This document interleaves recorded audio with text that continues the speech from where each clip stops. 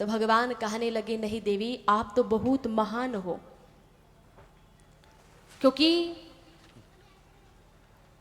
भगवान जीव के कर्म को देखते हैं। वे यह नहीं देखते कि उसने कौन से कुल में जन्म लिया है। परमात्मा सिर्फ इतना देखते हैं कि उसके कर्म कैसे हैं। उसका कर्म अच्छा होना चाहिए। व्यक्ति की पहचान उसके अपने किए हुए कर्मों से होती है। चरित्र अच्छा होना चाहिए, आचरण अच्छा होना चाहिए, हमारा कर्म अच्छा होना चाहिए। और भगवान शबरी से कहते हैं, देवी आप बहुत महान हो।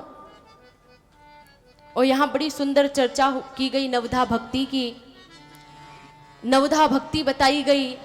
प्रथम भगति संतन कर संगा, दूसरी रति मम कथा प्रसंगा। देखिए कितनी सुंदर चर्चा हुई है यहां मानस में। पहली भक्ति है संतों की संगति करना, संतों के सानिध्य में बैठना, संगति करना। और दूसरी रति मम कथा प्रसंगा, दूसरी भक्ति भगवान की कथा को प्रेम से श्रवण करना, प्रेम से भगवान की लीलाओं को सुनना, यह दूसरी भक्ति है। तीसरी भक्ति है गुरु के वचन पर विश्वास होना, गुरु के बताए हुए मार्ग पर चलना। चौथी भक्ति है छल कपट छोड़ करके भगवान के नाम का जाप करना, भगवान के गुणों का वर्णन करना, पर छल कपट छोड़ करके। फिर पांचवी भक्ति बताई गई, मंत्र जाप मम दृढ़ विश्वासा, मंत्र जाप मम दृढ़ विश्वासा। पंचम भजन सुवेद प्रकाशा, पंचम भजन जो वेद प्रकाशा। पंचम भजन सुवेद प्रकाशा, पंचम भजन जो वेद प्रकाशा। पंचम भजन सुवेद प्रकाशा। मैं प्रिया खंडेलवाल इंदौर शहर से हूँ। मैंने घर से ही खाना बनाना सीखा है। मैं बहुत आसान तरीके से वेजिटेरियन रेसिपीज सिखाती हूँ मेरे यूट्यूब चैनल पर। तो आप मेरे यूट्यूब चैनल को ज़रूर सब्सक्राइब करें, उसी के पास में जो बेल आइकन है क्लिक करें ताकि आपको नोटिफिकेशन आए मेरी वीडियोज़ की। आप यूट्यूब पर प्रिया खंडेलवाल को ज़रूर सर्च करें और सब्सक्राइब बटन पर क्लिक करें। पांचवी भक्ति है मंत्र जाप मम दृढ़ विश्वासा, और पंचम भजन सुवेद प्रकाशा।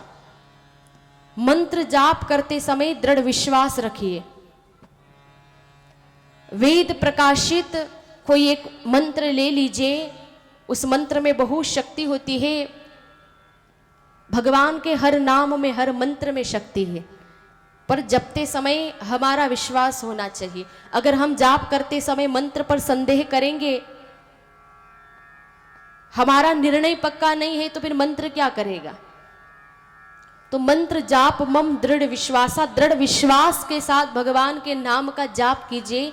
यह पांचवी भक्ति है।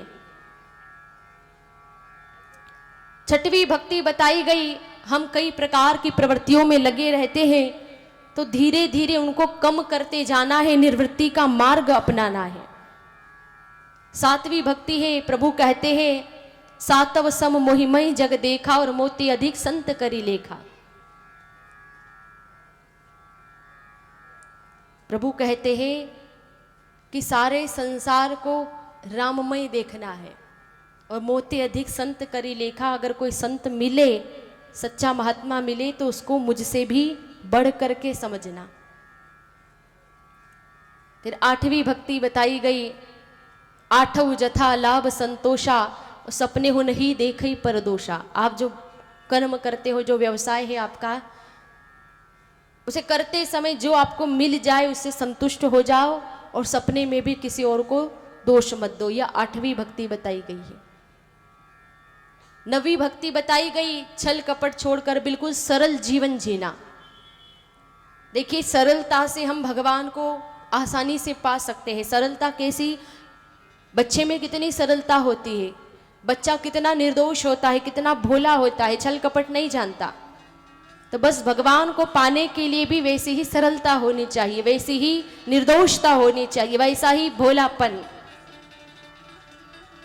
प्रभु कहते हैं कि नवधा भक्ति में से अगर एक भक्ति भी किसी के अंदर होती है तो वह स्त्री पुरुष मुझे बहुत प्रिय लगता है, वह आसानी से मुझे पा सकता है।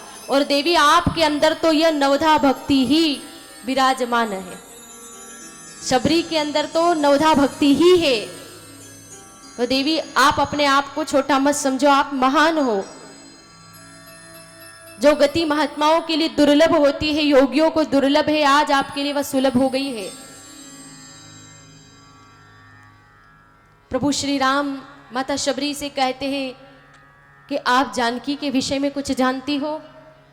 तो शबरी जी कहने लगी, प्रभु आप तो अंतर्यामी हो, आप तो सब जानते हो, लेकिन फिर भी मुझसे पूछ रहे हो।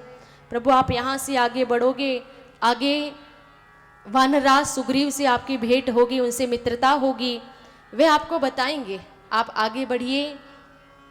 प्रभु जाने की तैयारी करने लगे। शबरी मैया कहने लगी, प्रभु अब तक तो मैं आपकी प्रतीक्षा में अपना जीवन यापन कर सकी कि आप आने वाले हो, अब आप चले जाओगे तो किसके भरोसे रहोगे? तो प्रभु पहले मेरा कल्याण करो, फिर आप आगे पधारो। तो भगवान वही उपस्थित रहे और शबरी मैया ने योगा अग्नि में अपनी देह को प्रज्वलित किया और भगवान ने शबरी माता का उद्धार किया। बोलिए भक्त और भगवान की जय। शबरी मैया का उद्धार करके प्रभु आगे बढ़े हैं। वहां मार्ग में देवर्षि नारद का भी आगमन होता है। नारद जी को यह दुख है कि मैंने श्राप दिया भगवान को, इसलिए भगवान को वन वन जाना पड़ रहा है। प्रभु दुखी हो रहे हैं। आते हैं देवर्षि नारद मिलने के लिए और यहाँ भगवान ने नारद जी को संतों के कुछ लक्षण भी बताए। अरण्य कांड यहाँ समाप्त होता है। आगे है किष्किंधा कांड, बहुत छोटा सा कांड है। प्रभु श्री राम आगे की यात्रा कर रहे हैं। आगे चले बहुरी रघुराया, ऋषिमुख पर्वत नियर आया। भगवान आगे बढ़ रहे हैं ऋषिमुख पर्वत की ओर। उस पर्वत पर सुग्रीव रहते हैं रीछ वानरों के साथ में। जब भगवान श्री राम लखन वहां जा रहे थे और सुग्रीव ने उनको आते हुए देखा तो वह एकदम से घबरा गया। झट से हनुमान जी को कहने लगा कि प्रभु दो राजकुमार इस पर्वत की ओर आ रहे हैं, कहीं मेरे भाई बाली ने तो उन्हें यहां नहीं भेजा है मुझे मारने के लिए। सुग्रीव अपने भाई बाली के डर से वहां छिपे हुए थे। श्राप के कारण बाली वहां नहीं आ सकता था। तो सुग्रीव ने सोचा कि कहीं वह नहीं आ सकता तो दूसरे को तो नहीं भेज दिया। हनुमान जी आप जाइए विप्र रूप धारण करके, जाकर के पता लगा करके आइए कि ये जो दो राजकुमार इस ओर आ रही है कौन। आप पता लगा करके आइए। हनुमान जी महाराज को भेजा है। श्री हनुमान जी महाराज ने विप्र का रूप धारण किया और पधारते हैं हनुमान जी महाराज। यहाँ से हनुमान जी का भगवत कार्य आरंभ हो रहा है। तो आइए सब भाव से पवन पुत्र श्री हनुमान जी महाराज का जय जयकार करते हैं। वैसे भी आज मंगलवार है तो बड़े भाव से सभी भक्त साथ साथ। मैं प्रिया खंडेलवाल इंदौर शहर से हूँ। मैंने घर से ही खाना बनाना सीखा है। मैं बहुत आसान तरीके से वेजिटेरियन रेसिपीज सिखाती हूँ मेरे यूट्यूब चैनल पर। तो आप मेरे यूट्यूब चैनल को ज़रूर सब्सक्राइब करें। उसी के पास में जो बेल आइकन है उससे भी क्लिक करें ताकि आपको नोटिफिकेशन आए मेरी वीडियोज़ की।